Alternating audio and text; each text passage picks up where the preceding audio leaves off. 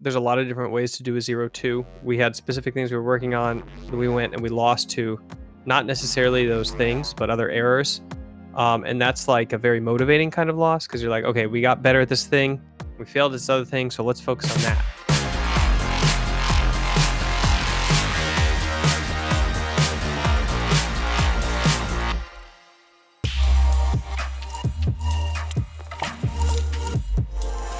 So after last weekend's games, we played C9 TSM and we went 0-2. Yeah, so one of the things, for example, that we were focusing on was early game objective control. In the TSM game, we nailed it with the early game objective control. I think this week, maybe we're focusing a little bit on later game objective control. I think TSM did a pretty good job at being there first and making sure they could just hold that zone over us. So yeah, that's been our main focus for this week. We had these issues that we worked on this week, and like other issues popped up like that we maybe didn't realize that we had. Hopefully that we can just make sure those things keep in our heads fresh for next week.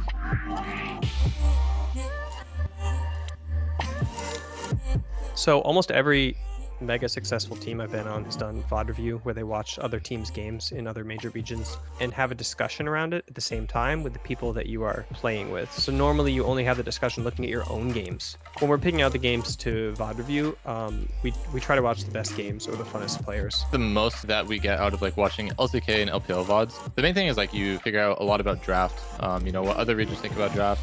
Sometimes you see LCK pick certain things and you're like, that is so bizarre. Sometimes you see LPL pick a lot of things that would just like would never happen in NA. So it just kind of gives you a different perspective on the game. The players train, and what they talk about in VOD review is pattern recognition, make really high success rate, low risk decisions based on the limited information that they have, and then how to decide as a 5-man squad the best way to tackle that. There's gonna be a lot of games where your 5 people can't really fight their 5 people, so you want to try to play side lane and split push. There's games where you're just stronger, so you try to group and get the most out of it. It really just comes down game to game, and in the end there's usually a lot of small things that you mess up, even if you played your comp pretty well, that things you could always do better. So you always just look to improve those small things.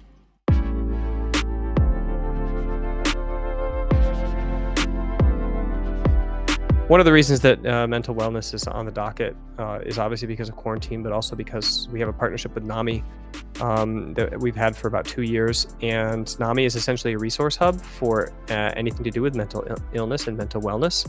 And you can find everything related to NAMI, which is the National Alliance for Mental Illness, all of the resources on their hub, nami.org. So this weekend we were wearing our NAMI jerseys, and last time I remember wearing them, we beat TSM for the first time in quite some time. So yeah, hoping we can translate that luck to this weekend as well. That game was probably maybe the most memorable game of my whole career. We just had like a really good performance, and everyone was really happy for Trevor because it was his first win against TSM in a long time. And yeah, hopefully it's a good luck charm.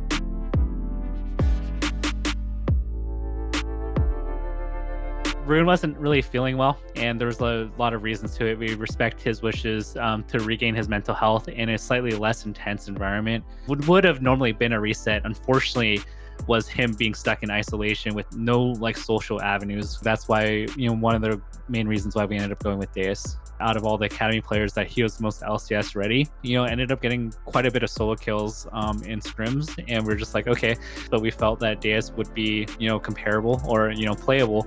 But yeah, Deus communicates a little differently. I think he's really selfless. He's willing to like just completely give himself up in draft because he just trusts like that we're going to carry mid lane. Whatever the team wants him to do, he'll just do it without no complaints. We only had actually 2 days of scrims to prepare for this weekend. It came just all of a sudden. The scrims actually went really well. I was performing really well in the scrims, and I felt really confident going into the match. My teammates were all very supportive. So in the game versus Team Liquid, we were playing a pretty strong bot matchup, so we were able to get like a pretty decent lead. But they had Shen, and it had been a really long time since we were playing with Shen. Pretty much the way it felt was like, well, they have Shen all guys, and they have TP advantage on top, so it's like really felt hard to do anything on the other side of the map. I wish we could have fought more for it. Well, the way we won versus EG was, I think we had a pretty clear win condition through bottom. We had Calista Morgana versus Esbrom, so it's like a really easy lane for us. Yeah, we had some struggles on the other side of the map. We died to a couple ganks top. We decided that Azir wasn't strong enough to handle Echo in the side lane, so I was like, you know what, I'll do it. I'll probably win versus this guy.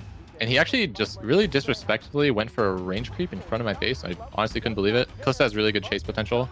Yeah, I mean, he can't really outrun me, and I think I autoed the creeps, resetted my Ren twice actually, so he just couldn't get away. And then he just didn't ulti. I think he was just dead even if he ultied. I was 3 levels down and won a 1v1, so AD carry is just OP, I guess. So we're just saying, okay, let's just push top in and let's keep this here and make them show on tower, clear the wave until Baron's up, and then we'll go back, we'll do Baron. So we did that, we got Baron, everything was going well. We saw them TPing in the boss side and we're like, okay, well, they're gonna look to fight us or flank us here, so let's make sure to not give them that. So Eugene had a really good idea. I'm just gonna go push mid. You guys can do Elder, because if I go push mid, they have to send multiple people to stop me. And we were able to just get a free Elder, and luckily Eugene also won like a 1v2 fight. As soon as we secured the 2 inhibs, it was like felt pretty confident we were gonna win. They will not even trade him. You gotta be kidding. Pope Belter can do it all. GP versus Riven. I know Riven is a pretty solid matchup in the GP. I wouldn't necessarily say it's a hard counter, but Riven definitely sustains through my poking with the Q. She just shields all the pokes, sustains, and the jungle can just help snowball Riven exactly how they did in the game. Riven didn't really get out of hand that game. They threw that one top dive where I was able to kill the Riven, get the shutdown, and get back into the game. I'm feeling pretty good after this weekend. It was really fun to play in LCS. It feels really good to get that first win. Wouldn't have been a good look going 0-2. I think we'll be fine versus Immortals and Dig. I think they're both looking better than they were, but I don't think it's anything we can't handle. For IMT and Dig next week, I have to give both teams a lot of credit. Like, I wrote them off 2 weeks ago, but they have showed up. They're playing really well, and we just got to respect everybody because everyone's doing a really good job improving.